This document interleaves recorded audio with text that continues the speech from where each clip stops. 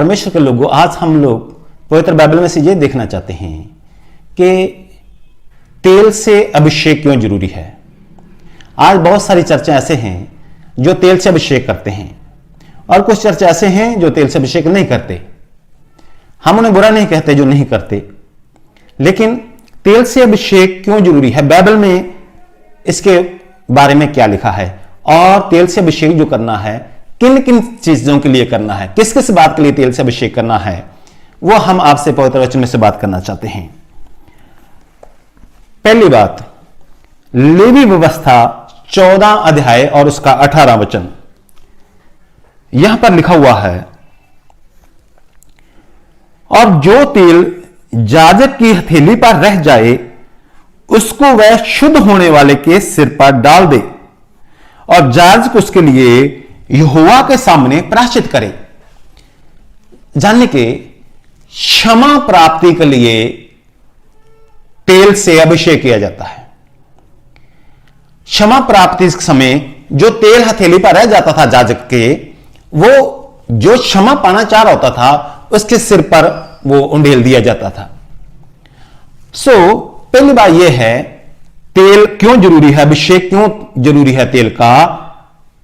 क्षमा प्राप्ति के लिए तेल का अभिषेक जरूरी है। दूसरी बात, भजन संहिता 23 अध्याय और उसका 5 वचन हम लोग पढ़ते हैं।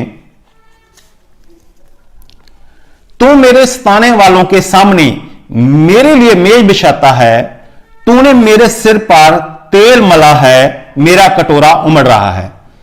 यहां पर दाऊद कहता है कि परमेश्वर आपने मेरे सिर पर तेल अनॉइंट किया है, अभिषेक किया है, तेल से अभिषेक किया है। किस लिए?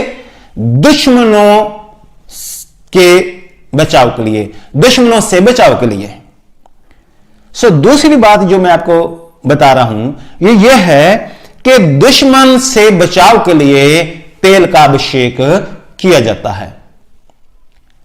दुश्मन कोई भी, चाहे वो दुष्ट आत्माएं दुश्मन हो, चाहे असल में दुश्मन हो, और दुश्मन से बचाव के लिए तेल का अभिषेक किया जाता है। तीसरी बात,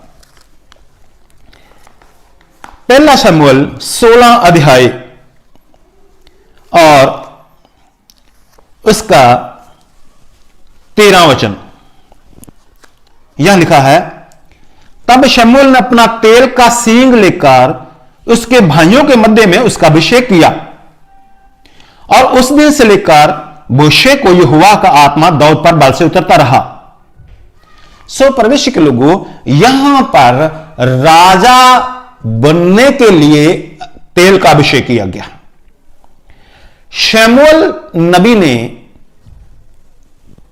दाऊद को इसलिए अभिषेक किया, तेल से अभिषेक किया कि वो राजा बने, और परमेश्वर ने उसे राजा बनाया। इसका मतलब है राजा बनने के लिए तेल से अभिषेक किया जाता है। बिजनेस पर सफलता के लिए तेल से अभिषेक किया जाता है, सफलता के लिए अभिषेक किया जाता है तेल से, काम पर आशीष के लिए तेल से अभिषेक किया जाता है, लाभ के लिए, जॉब के लिए, नौकरी के लिए, आशीष के लिए, कर्जे से मुक्ति के लिए, धन संपत्ति की आशीष के लिए, खेतों में आशीष के लिए, पशुओं पर आशीष के लिए, फलवंत होने के लिए, आगे बढ़ने के लिए, ऊंचाइयों पर बढ़ने के लिए तेल से अभिषेक किया गया। चौथी बात जो मैं आपसे बताना चाहता हूं वो लिखा है निर्गमन 30 अध्याय उसका 30 वचन। चौथी बात है सेवकाई के लिए अभिषेक किया जाना। पहली बात क्षमा प्राप्ति के लिए, दूसरी बात दुश्मन से बचाव के लिए, तीसरी बात राजा बनने के लिए यानी कि ऊंचाइयों पर सफलता पाने के लिए, और चौथी बात सेवकाई के लिए तेल से अभिषेक किया जाना।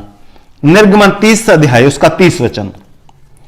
फिर हारून का उसके पुत्रों के साथ अभिषेक करना और इस प्रकार उन्हें मेरे लिए याजक का काम करने के लिए पवित्र करना।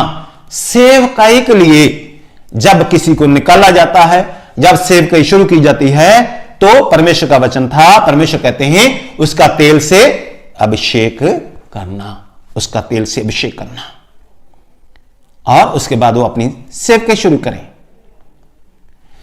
पांचवी बात यह है कि जब आप चर्च की नींव रखते हैं, जब अपने घर की नींव रखें, जहां अपने घर का उद्घाटन करें, जहां चर्च का उद्घाटन करें, जब आप नींव रखें, जहां वो बन जाए, जहां उसको बनाना शुरू करें, तो उस समय उसका तेल से अभिषेक करना चाहिए।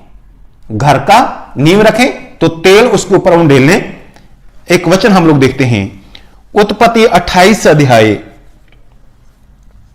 और उसका 10 वचन से लेकर 22 वचन तक हम लोग अगर उसको बीच में से पढ़ेंगे तो लिखा है, याकूब जब बेर्शेबा से निकलकर हरान की ओर चला और वो किसी स्थान पर पहुंचा और रात के समय एक पत्थर का तकिया बनाकर वो जब सो रहा था, तो उसने एक दर्शन देखा कि उस स्थान से एक सीढ़ी स्वर्ग की ओर लगी हुई है, और उस सीढ़ी से स्वर्गदूत आ रहे हैं, जा रहे हैं, और उसने वहां पर यहोवा परमेश्वर को भी देखा।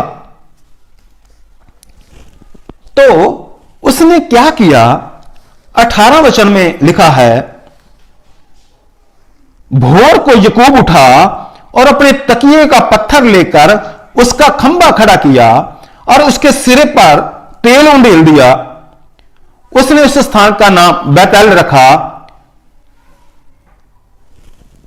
तो जब उसने उस जगह को देखा, बैतल का मतलब परमेश्वर का भवन, जब उसने उस जगह में परमेश्वर का दर्शन देखा तो उसमें मन में आई, अगर हम लोग इसको पूरा पढ़ते हैं तो उसने ये कहा था, अगर मैं कुशल से वापस आऊंगा, अपना दशमांश निकालूंगा और प्रभु आप मुझे सफलता देंगे और इसी जगह पर मैं फिर दोबारा आऊंगा।